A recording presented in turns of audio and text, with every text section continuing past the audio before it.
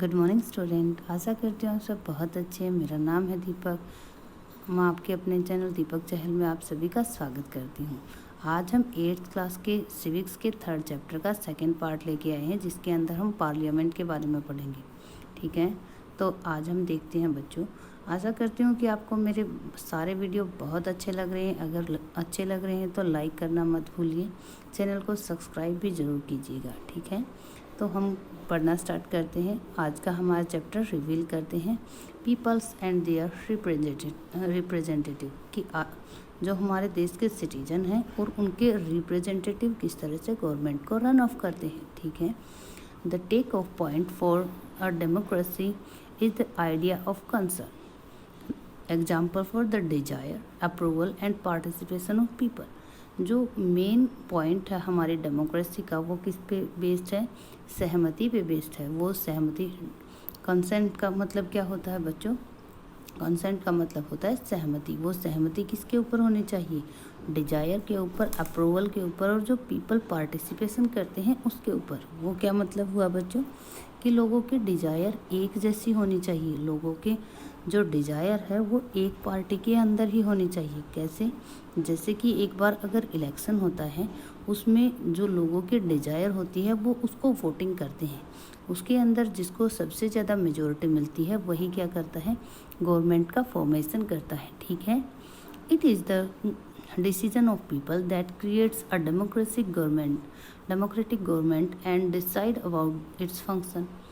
ये जो लोगों का डिसीजन ही होता है जो डेमोक्रेटिक गवर्नमेंट जो है उसको बनाता है और उसके फंक्शंस को डिसाइड करता है कि वो किस तरह से फंक्शन करेगी। ठीक है, the basic idea of this kind of democracy is that the individual और the citizen is the most important person and that in participate the government as well as other public institutions need to have the trust in their citizen कि जो basic idea होता है democracy का वो यही होता है कि जो इंडिविजुअली हैं, सारे के सारे सिटीजन व्यक्तिगत रूप से बहुत इम्पोर्टेंट होते हैं और वो एक इम्पोर्टेंट रोल प्ले करते हैं गवर्नमेंट बनाने में, और साथ के साथ जो दूसरे पब्लिक इंस्टीट्यूट होते हैं उनके अंदर ट्रस्ट अपना शो करने के लिए। ठीक है, how does the individual give approval to the government. अब हम ये जानने की कोशिश करेंगे कि प्रत्येक जो सिटीजन होता है वो किस तरह से इंडिविजुअली अप्रूवल देता है गवर्नमेंट को। कैसे इंडिविजुअली अप्रूवल देता है बच्चों? वोट कास्ट करके अपना जो पार्टिसिपेशन है उसको गवर्नमेंट के लिए देगी। ठीक है, और वो किस तरह से देता है? वोटिंग करके। ठीक है, one way of doing so as you read is through election. एक इसका पार्ट, जो इसका एक वे जो आप पहले पढ़ चुके हैं वो क्या होता है बच्चों? इलेक्शन होता है। People would elect their representative to the parliament. People क्या करते हैं? अपने रिप्रेजेंटेटिव को इलेक्ट करते हैं पार्लियामेंट के लिए। Then one group from among these elect representative from the government. तब एक ग्रुप जिसको मेजोरिटी मिली हुई है पार्लियामेंट के अंदर वो क्या करता है? रिप्रेजेंट करता है गवर्नमेंट को। ठीक है, the parliament which is made up of all representative together. सारे के सारे जो रिप्रेजेंटेटिव होते हैं उनको मिलाकर क्या बनती है बच्चों? पार्लियामेंट बनती है। वो क्या करती है?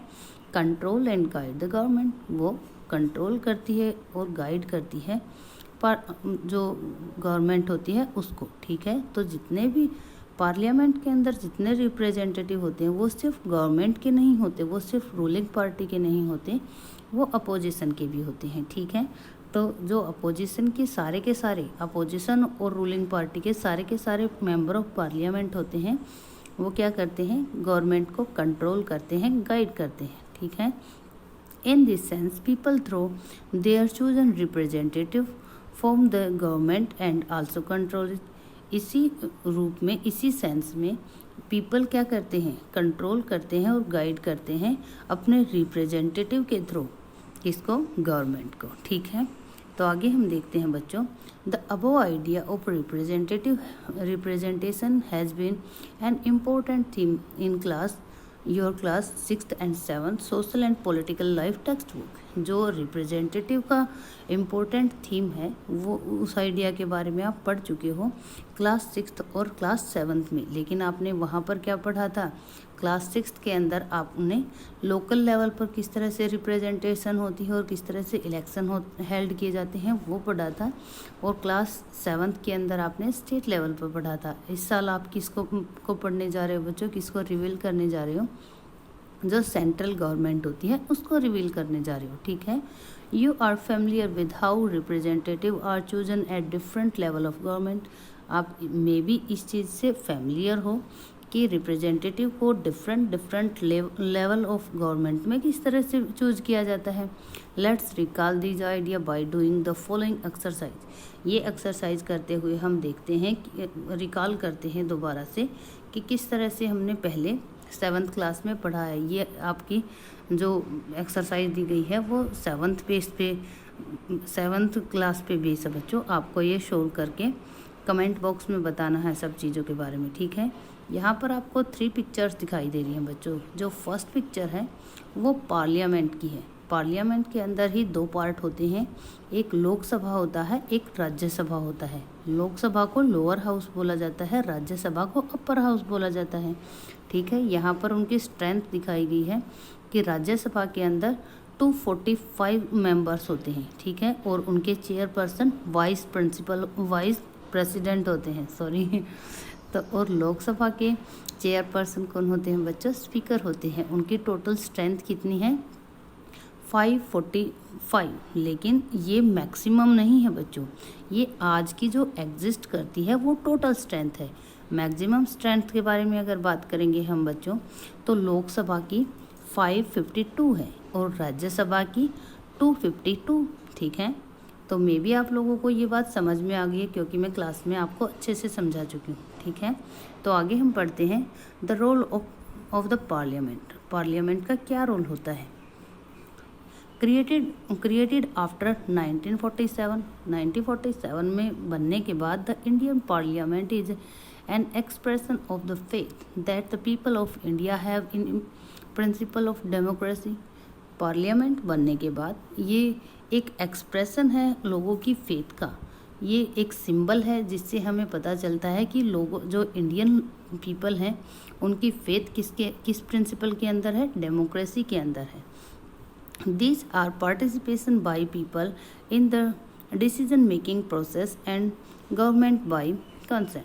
इसके अंदर क्या होता है, पीपल जो हैं वो पार्टिसिपेट करते हैं डिसीजन मेकिंग प्रोसेस के अंदर।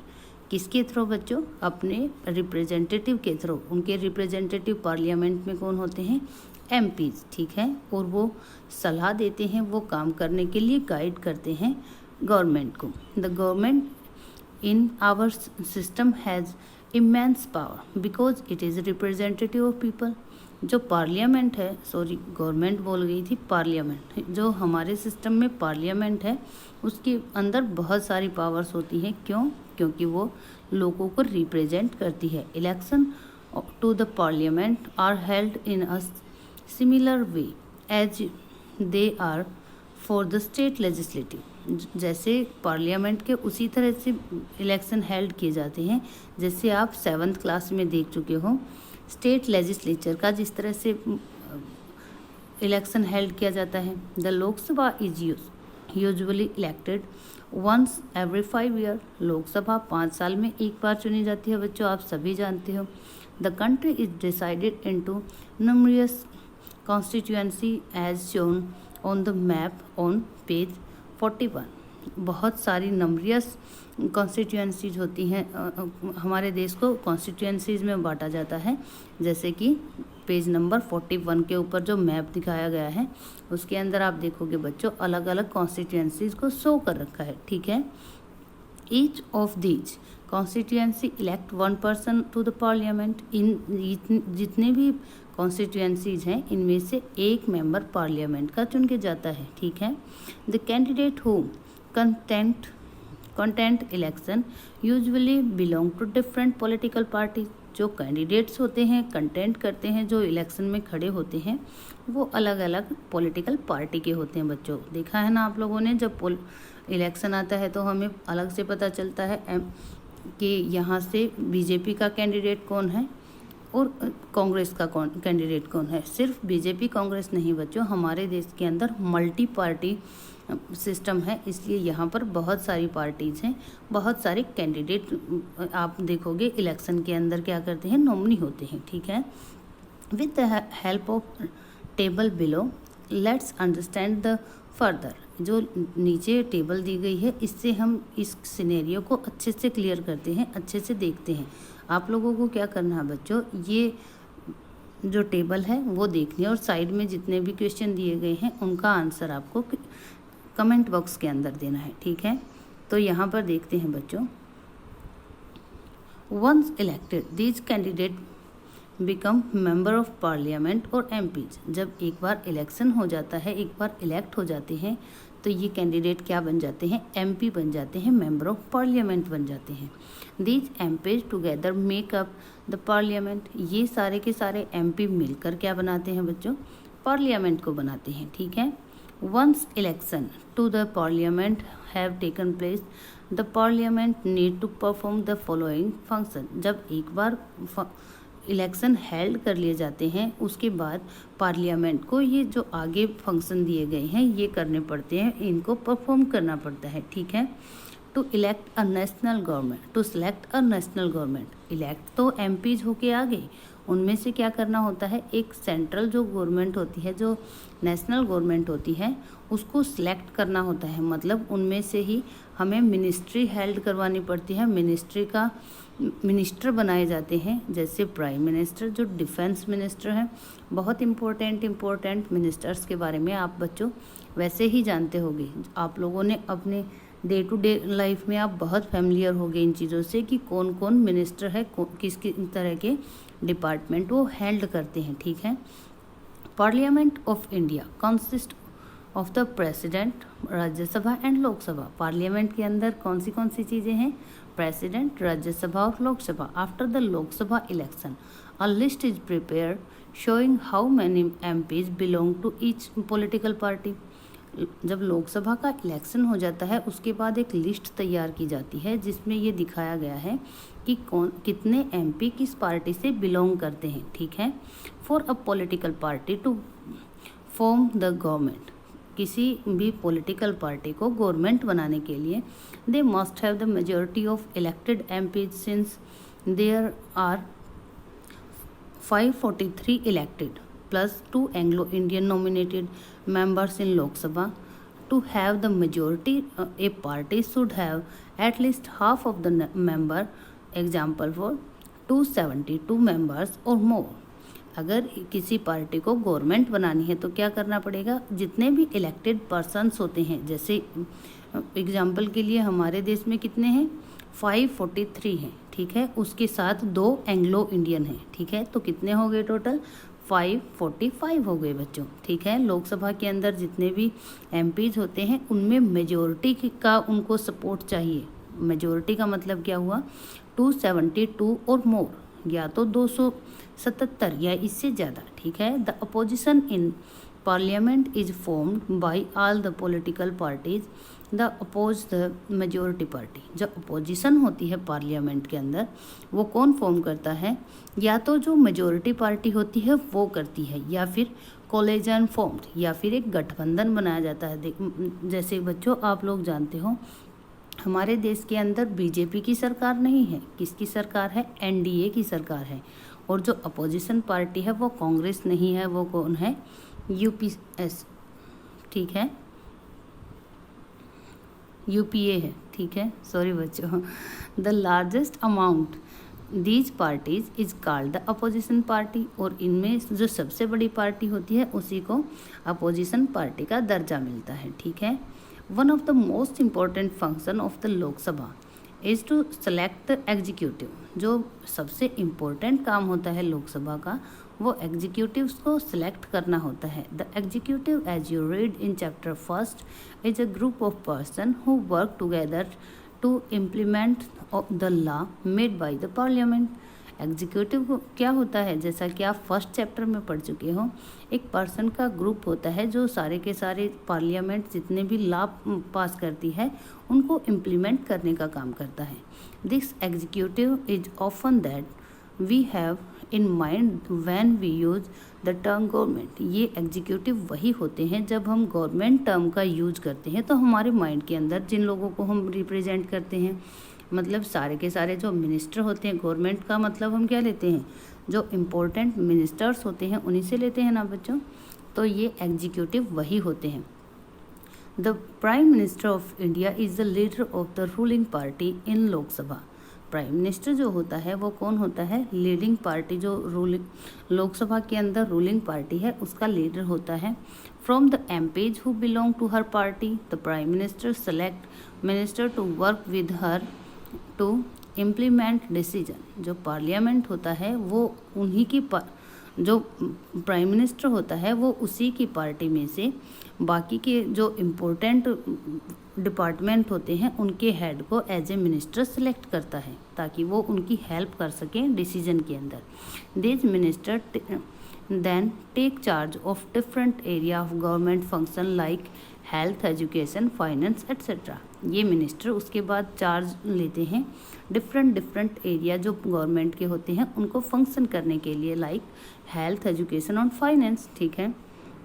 Often time in the recent past it has been difficult for a single political party to get the majority that is required of form the government।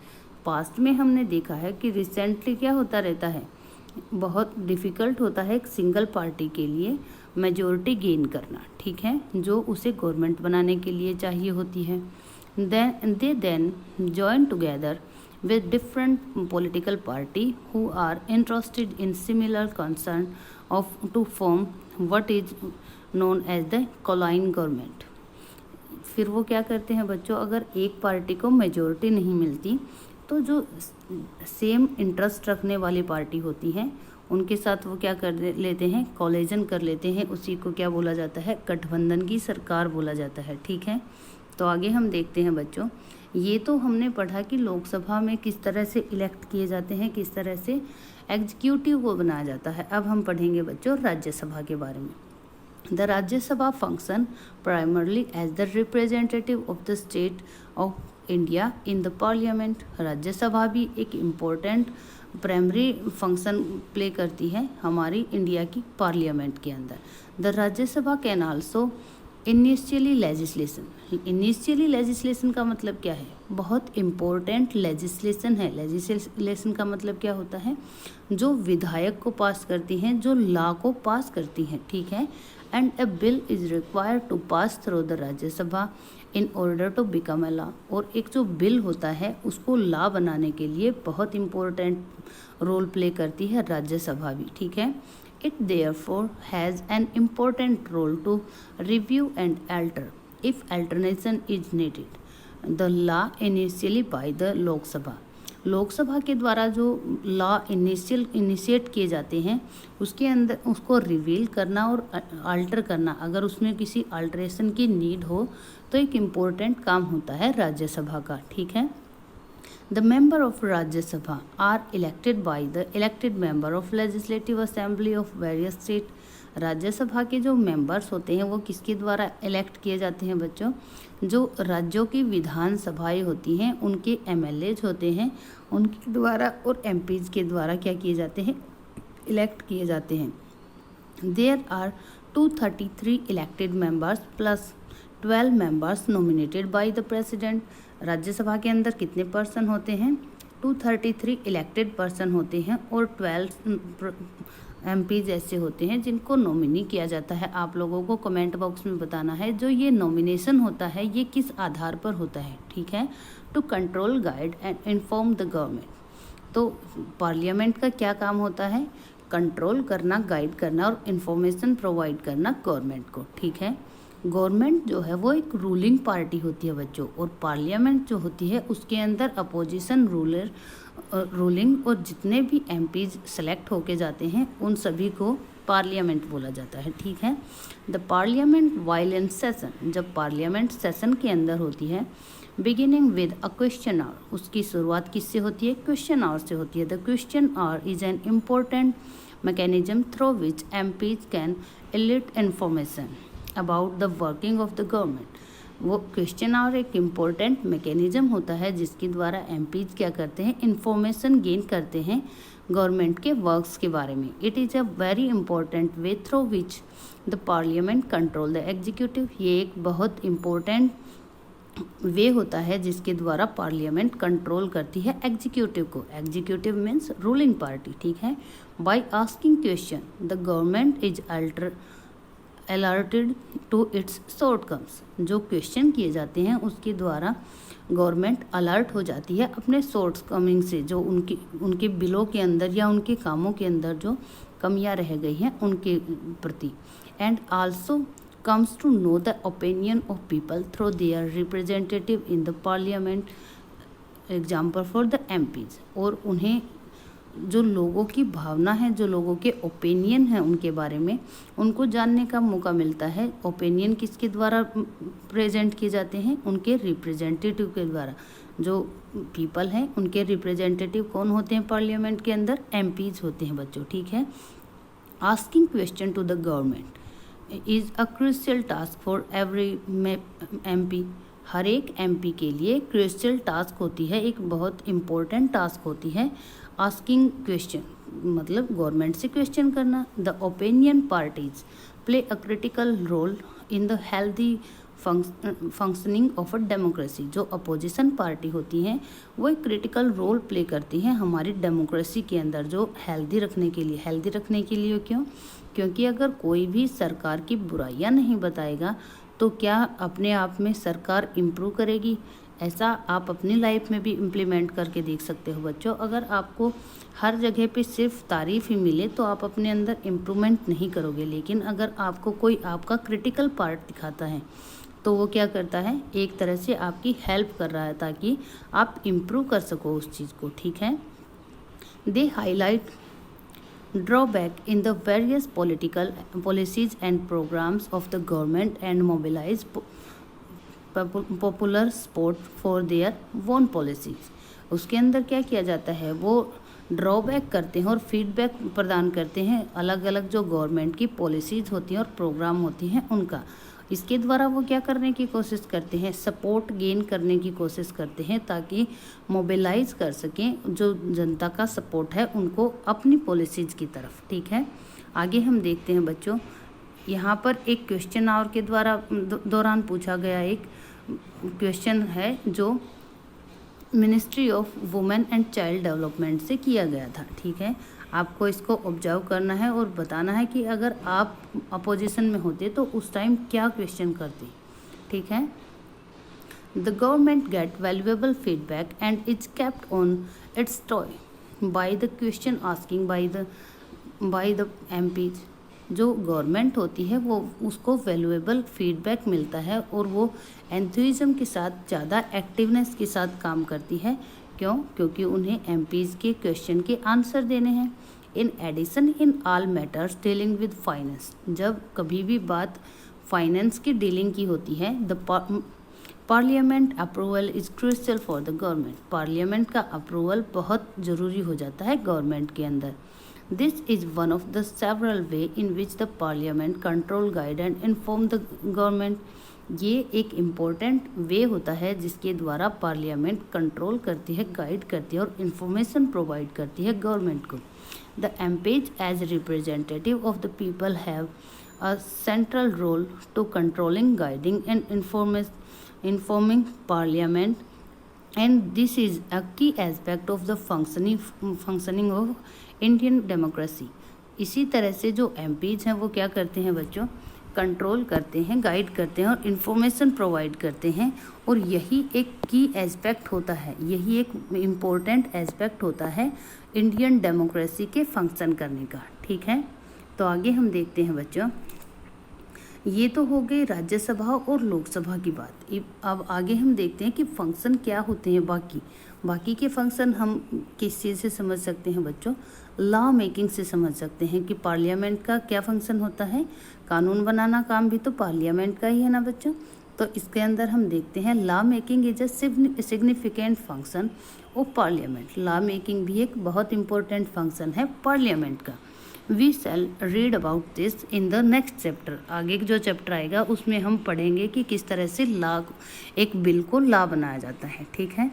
Who are the people in parliament. अब हम समझते हैं कि parliament के अंदर जो people होते हैं, एमपीज होते हैं, वो कौन होते हैं। Parliament now has more and more people from different background. आज के दिन पार्लियामेंट के अंदर ज़्यादा से ज़्यादा बैकग्राउंड से लोग आ रहे हैं। For example there are more rural members as also member from many regional parties.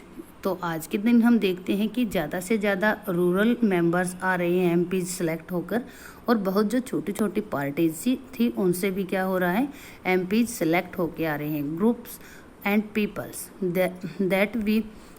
that was still now unrepresentative are begin to get elected to parliament। जो ग्रुप और पीपल्स ऐसे थे जिनको आज तक रिप्रेजेंटेशन का मौका नहीं मिला था, उनसे भी क्या हो रहा है, लोग इलेक्ट होके आ रहे हैं मेंबर ऑफ पार्लियामेंट के रूप में। ठीक है। There has also been an increase in political participation from the Dalit and the background classes. हम देखते हैं कि जो दलित और बैकवर्ड क्लासेज होती हैं उनके लोगों का भी पॉलिटिकल पार्टिसिपेशन इंक्रीज हो रहा है। ठीक है। Let's look at the following table that shows the participation of the population who voted in Lok Sabha election in different year. इस टेबल के अंदर दिखाया गया है कि कितने % वोटिंग हुई है लोकसभा के अंदर डिफरेंट ईयर के अंदर। तो आप यहाँ पर आइडेंटिफाई कर पा रहे होंगे बच्चों कि किन सालों में ज़्यादा जो % है वो बढ़ी है। आप लोगों को बताना है कि किन सालों में सेटेबल रही है, किस में डिक्रीज हुई और किस में इंक्रीज हुई है %। ठीक है। It has been observe that representative democracy cannot produce a perfect reflection of the society। ये भी देखा गया है कि जो रिप्रेजेंटेटिव डेमोक्रेसी होती है उसके अंदर अच्छे से रिफ्लेक्ट नहीं हो रहा है सोसाइटी। किस तरह से हम बात करेंगे बच्चों कि जितना प्रोपोर्शन एक SC STs का है उतना प्रोपोर्शन उन्हें प्रेजेंटेशन में नहीं मिलता। ठीक है। तो जितने पर्सन हैं वो अपने आप को अच्छे से रिप्रेजेंट नहीं कर पा रहे हैं हमारी डेमोक्रेसी के अंदर। There is a religion that were interest and experience separate us. It is important to ensure that the communities that have been historically marginalized are given adequate representation। हम देखते हैं कि जो क्योंकि हमारा देश बहुत बड़ा है, यहाँ पर अलग अलग इंटरेस्ट के लोग रहते हैं। अगर अलग अलग एक्सपीरियंस होंगे, अलग अलग इंटरेस्ट होंगे तो वो सेपरेट कर देते हैं कम्युनिटीज़ को। ठीक है। और इस तरह से जो हिस्टोरिकली मार्जिनल जो सोसाइटीज़ होती हैं, हिस्टोरिकली मार्जिनल का मतलब जो ऐतिहासिक रूप से पिछड़ी हुई जनजातियां हैं जिसको आज तक अच्छे से रिप्रेजेंटेशन नहीं मिला है, उनके बारे में बात हो रही है। विद दिस माइंड ये बात ध्यान में रखते हुए कि उनको हिस्टोरिकली वो पीछे रही हैं आज तक। क्या किया है हमारे जो नेशनलिस्ट थे उन्होंने क्या किया बच्चों, some seats are reserved in parliament for SCs and STs। कुछ सीट्स को रिजर्व कर दिया गया SCs और STs के लिए। ठीक है। This has been done so that the MPs elected from this constituency. ये बात इसलिए रखी गई है, ये रिजर्वेशन इसलिए रखा गया है क्योंकि जो MPs सेलेक्ट होके आए इन कॉन्स्टिट्यूएंसी से वो क्या होंगे बच्चों, वो दलित ही होंगे, वो SCs और STs ही होंगे। ठीक है। Will be familiar with and can represent Dalit and Adivasi interest in parliament. वो क्या कर सकते हैं, वो एक तो पहली बात तो वो फैमिलियर होंगे उन दलित से और साथ ही साथ उनके इंटरेस्ट को सेव करेंगे पार्लियामेंट के अंदर। ठीक है। तो मे भी बच्चों आप लोगों को यहाँ तक अच्छे से समझ में आ गया। लाइक करना मत भूलना बच्चों। ठीक है। Similarly it has more recently been suggested that there should be representation of seat for women। इसी तरह से अगर हम वुमेन्स की बात करते हैं तो इसी तरह का अनफेयर हमें दिखाई देता है। This issue is still being debated. ये इशू आज भी डिबेट का विषय है। 16 ईयर्स अबो, 60 साल हो गए। ओनली 5%, 60 साल पहले only 4% of MPs were women. सिर्फ 4% ही एमपी थे जो वुमेन थी, ठीक है। एंड टुडे, और आज के दिन, इट इज़ जस्ट अबो 9%। आज के दिन भी अगर हम देखते हैं, जहां हम इक्वेलिटी की बात करते हैं, वहां पर भी सिर्फ 9% ही एमपीज हैं जो क्या है बच्चों, वुमेन्स हैं, ठीक है। This is a small share when you consider the fact that the half of the population are women। ये एक बहुत छोटा प्रोपोर्शन है जब हम कंपेयर करते हैं कि हाफ ऑफ जो पॉपुलेशन है वो क्या है, वुमेन्स की है। This is the issue of this, it is the issue of this kind that force the country to ask certain difficult and often unsolved question about whether our democracy system is representing enough। कि ये एक ऐसा question है जो difficulty वो कर देता है हमारे लिए और कभी ना सुलझने वाले क्वेश्चन छोड़ जाता है, जिसके अंदर हम क्या सोचना पड़ता है कि क्या हमारा जो डेमोक्रेटिक सिस्टम है उसमें सभी को एक जैसा रिप्रेजेंटेशन मिला है। द फैक्ट दैट, फैक्ट तो ये है, we can ask question and are working toward answer. कि इसके जो क्वेश्चन हैं हमें उनकी तरफ देखना चाहिए और इनके आंसर के लिए काम करना चाहिए कि किस तरह से वुमेन्स को ज़्यादा रिप्रेजेंटेशन मिले, किस तरह से जो दलित्स, आदिवासीज हैं, क्योंकि उनको भी अपनी जो प्रॉपर प्रोपोर्शन मिलना चाहिए वो रिप्रेजेंटेशन नहीं मिली है। Is a reflection of the strength of the end the faith that people of India have in the democratic form of government. वो हमारे देश की जो डेमोक्रेटिक गवर्नमेंट है उनके लोगों की स्ट्रेंथ है, उनका फेथ है जो हमारे पार्लियामेंट के अंदर हमें देखने को मिलता है। उसके लिए हमें काम करना चाहिए कि किस तरह से हम हमारे लोगों की स्ट्रेंथ को, किस तरह से हमारे जो पिछड़ी जातियों से लोग हैं, जो दलित्स हैं और जो वुमेन्स हैं, उनके पार्टिसिपेशन को, उनके रिप्रेजेंटेशन को किस तरह से बढ़ा सकते हैं। ओके बच्चों, मे बी आप लोगों को ये चैप्टर बहुत अच्छे से समझ में आ गया होगा। अगर समझ में आया है तो लाइक करना मत भूलिएगा बच्चों। ओके बच्चों, स्टे होम, स्टे सेफ।